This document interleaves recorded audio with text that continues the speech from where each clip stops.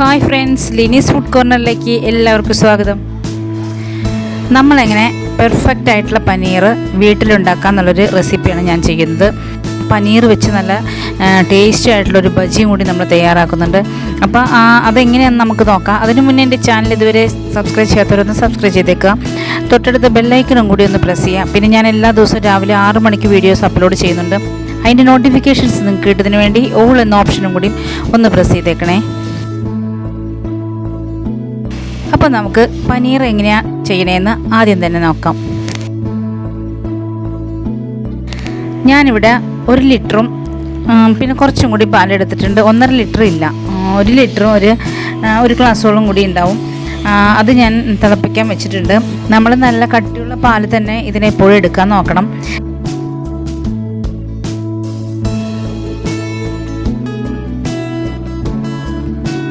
വെള്ളം ഒട്ടും തന്നെ ചേർക്കാത്ത പാലായിരിക്കണം. പിന്നെ നമുക്കിതിലേക്ക് വേണ്ടത് ഒരു ചെറുനാരങ്ങ. ഞാൻ ഒരു മീഡിയം വലിപ്പമുള്ള ഒരു ചെറുനാരങ്ങയാണ് എടുത്തിരിക്കുന്നത്. ഇത് നമുക്ക് പിഴിഞ്ഞ് അതിൻ്റെ നീര് എടുക്കാം. കുരുവൊന്നുമില്ലാതെ തന്നെ നീര് നമുക്ക് മാറ്റി വയ്ക്കാം. പാൽ നല്ലതുപോലെ തിളച്ച് കഴിയുമ്പോൾ നമ്മളൊരു ലോ ഫ്ലെയിമിലേക്ക് തന്നെ ആക്കണം. നല്ലതുപോലെ തിളച്ച് കഴിഞ്ഞിട്ട് മാത്രം അത് ഇളക്കി കൊടുത്ത് തന്നെ നമ്മൾ തിളപ്പിക്കണം. അടിപിടിക്കുകയൊന്നും ചെയ്യരുത്. എന്നിട്ട് ലോ ഫ്ലെയിമിലേക്ക് ആക്കിയതിന് ശേഷം മാത്രമാണ് നമ്മൾ ചെറുനാരങ്ങ നീര് പിഴിഞ്ഞൊഴിക്കുന്നത്. ഈ ചെറുനാരങ്ങയ്ക്ക് പകരം നമുക്ക് വിനാഗിരി ഒഴിക്കാം. പക്ഷേ എപ്പോഴും നല്ലത് ചെറുനാരങ്ങ തന്നെയാണ്. വിനാഗിരി ഒഴിച്ചാലും നമുക്ക് പനീർ തയ്യാറാക്കിയെടുക്കാൻ പറ്റും. വിനാഗിരി ഒഴിക്കണമെന്ന് വെച്ചിട്ടുണ്ടെങ്കിൽ 1 സ്പൂൺ വിനാഗിരി നമ്മളിതിലേക്ക് ഒഴിച്ചു കൊടുക്കണം.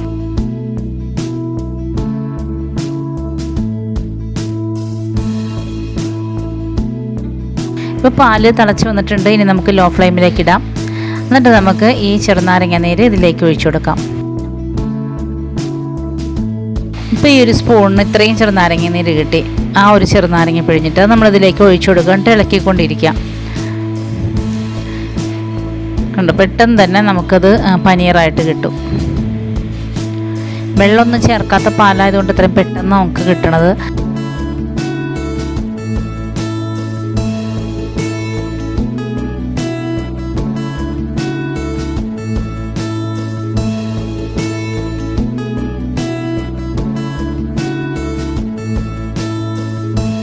ഇനിയിപ്പോൾ ഇത് പനീർ നമുക്ക് റെഡിയാക്കി എടുക്കാൻ വേണ്ടിയിട്ട് ഞാനിവിടെ ഒരു ഓയിൽ തുണി വെച്ചിട്ട് ഇതേപോലെ അരിച്ചൊഴിക്കുന്നുണ്ട്. എന്നിട്ടിത് ഒന്ന് പിരിച്ചു കൊടുത്ത് നല്ലതുപോലെ അതിലത്തെ വെള്ളം മൊത്തം കളഞ്ഞെടുക്കുക. ഈ വെള്ളം നമുക്ക് കളയേണ്ട ആവശ്യമില്ല. ശരിക്കും പറഞ്ഞു കഴിഞ്ഞിട്ടുണ്ടെങ്കിൽ ഇത് നമുക്ക് ചപ്പാത്തിയൊക്കെ കുഴയ്ക്കാനൊക്കെ നല്ലതാണ് ആ വെള്ളം. ഇതിൽ നമ്മൾ ഈ തുണിയിൽ കെട്ടിയേക്കണം ഈ പനീർ. ഇത് നമ്മളൊരു കപ്പിൽ വെള്ളം എടുത്തിട്ട് അതിലൊന്ന് ജസ്റ്റ് ഒന്ന് മുക്കിയെടുക്കുക. അപ്പോൾ അതിൻ്റെ ആ ഒരു ചെറുനാരങ്ങയുടെ ആ ഒരു ഇതൊക്കെ അങ്ങ് മാറിക്കിട്ടും. അപ്പം നല്ലതുപോലെ അങ്ങ് പിഴിഞ്ഞ് ആ വെള്ളം മൊത്തം കളഞ്ഞെടുക്കുക. എന്നിട്ട് അതൊന്ന് ഉതിർത്ത് കൊടുക്കുക.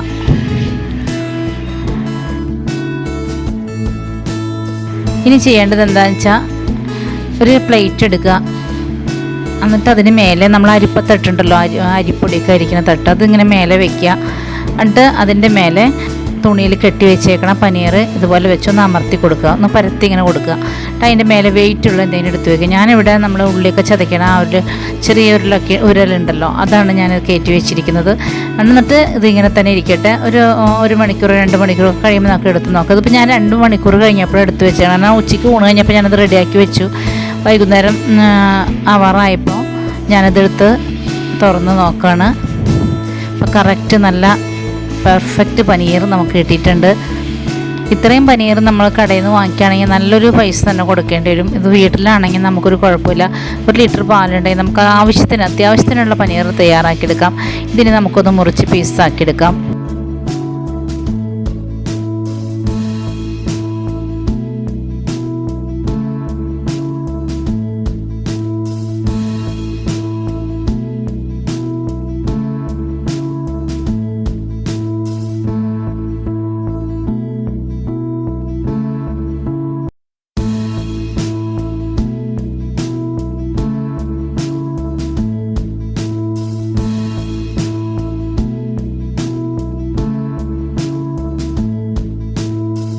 ഇപ്പോൾ ഒരു മായവും കലരാത്ത നല്ല പനീർ നമുക്ക് കിട്ടി. നല്ല എത്ര ഭംഗിയാന്ന് നോക്കി നമ്മൾക്ക് തന്നെ തയ്യാറാക്കിയെടുക്കാവുന്നതേ ഉള്ളൂ പനീർ വീട്ടിൽ. ഇനിയിപ്പോൾ ഇത് വെച്ച് നമുക്കൊരു അടിപൊളി സ്നാക്ക് തയ്യാറാക്കിയെടുക്കാം.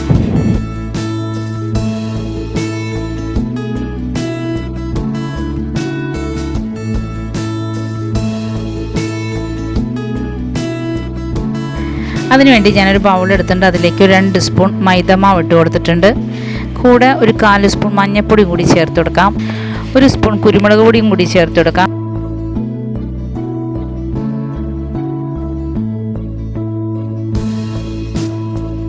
ആവശ്യത്തിനുള്ള ഉപ്പും കൂടി ഇതിലേക്ക് ചേർത്ത് കൊടുക്കാം.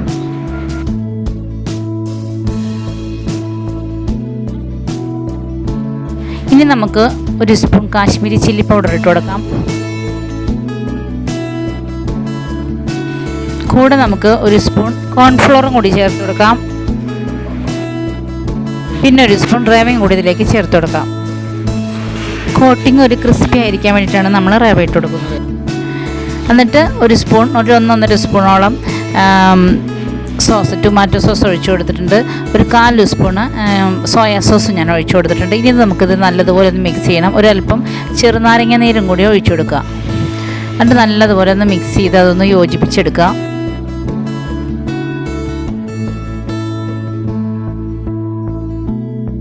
ഇനി നമുക്ക് ആവശ്യത്തിന് വെള്ളം ഒഴിച്ച് നമ്മൾ പഴംപൊരിയുടെ ബാറ്ററൊക്കെ തയ്യാറാക്കി എടുക്കില്ല, അതുപോലെ നമുക്ക് ആക്കിയെടുക്കാം.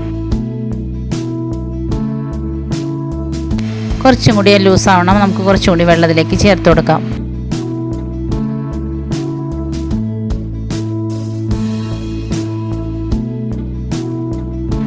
ഇനി നമുക്ക് ഇതിലേക്ക് പനീർ എടുത്തിടാം.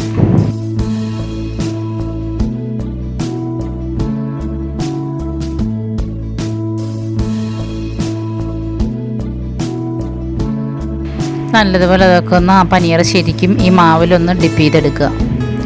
ഇതേപോലെ എടുത്ത് നമുക്ക് ഞാനിവിടെ തവയിൽ വെളിച്ചെണ്ണ വെച്ചിട്ട് നല്ലതുപോലെ ചൂടാക്കി എടുക്കണം. അതിലേക്ക് ഞാനത് ഇട്ട് കൊടുത്തിട്ടുണ്ട്.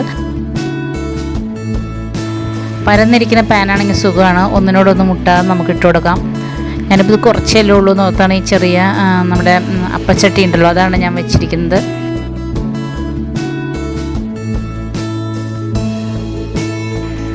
ജസ്റ്റ് അതിൻ്റെ മേലെയുള്ള ആ കോട്ടിങ് ഒന്ന് സെറ്റായി കഴിഞ്ഞതിന് ശേഷം മാത്രം മറിച്ചിട്ട് കൊടുക്കുക. അതല്ലെങ്കിൽ ആ മാവ് വെളിച്ചെണ്ണയിലേക്ക് വീഴും.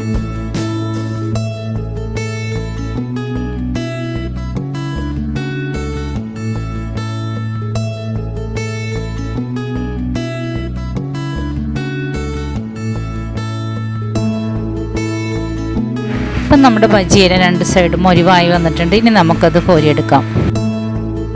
ഞാനതെല്ലാം കോരി എടുത്തിട്ടുണ്ട്. ഇനി നമുക്ക് ആ ബാലൻസ് വന്ന മാവിലുണ്ടല്ലോ സവാള സർക്കിൾസ് ഷേപ്പിൽ ഒന്ന് കട്ട് ചെയ്തെടുത്തിട്ട് ഒന്ന് ഡിപ്പ് ചെയ്തിട്ട് ഇതുപോലെ പൊരിച്ചെടുക്കാം.